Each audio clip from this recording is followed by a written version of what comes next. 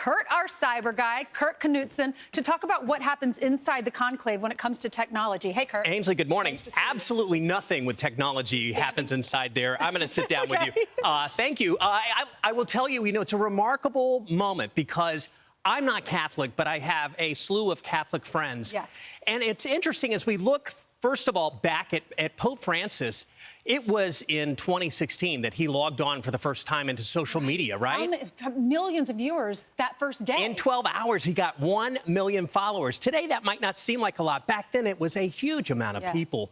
And he really used that to bring a lot of youth back into the church. And also, he used it as a communication tool for the whole flock of the world, 1.4 billion Catholics.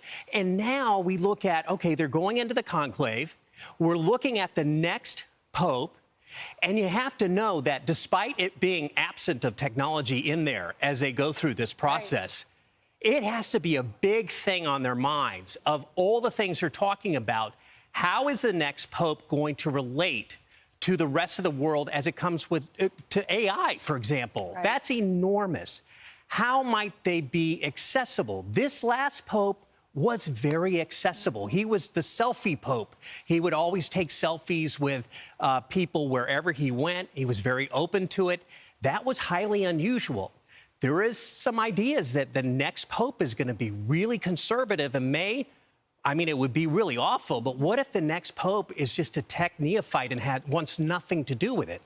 Maybe he'll have his people then that do it for him. But it's not the same, when you're not doing it yourself, when you're not out there with the people.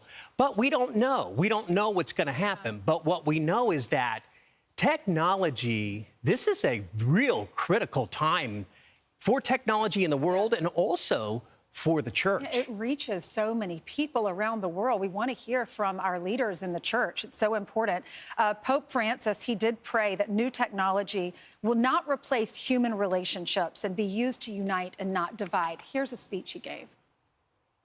¿Cuánto me gustaría que mirásemos menos la pantalla y nos mirásemos más a los ojos? Usar la tecnología para unir, no para dividir. Oremos para que el uso de las nuevas tecnologías no reemplace las relaciones humanas.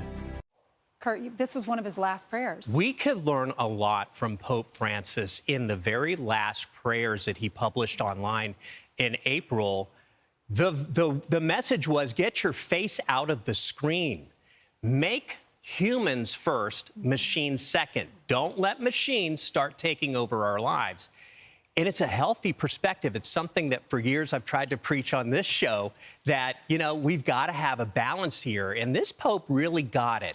So I'm going to be watching very carefully to see when that white smoke comes out and we have the next Pope, how's that going to work? How's that going to relate to our future? I'm sure they realize it is so important that the Pope be in touch. We'll find out, right? We'll find out. Thank you so much. Hey, Kurt. thank you very much. And I just want to let you know, we're tracking a story, and I'm looking at it right now. It was actually from the Wall Street Journal.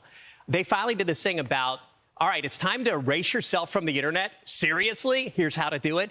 Well, at CyberGuy.com, we've got the whole guide on how to, if you want to do that and remove yourself from scams and all the people who call you and bother you, this is the way to get it done. We all want to do that. Most of us don't know how, so now we do. Thank you so much, Good to see you, Kurt. Ainsley.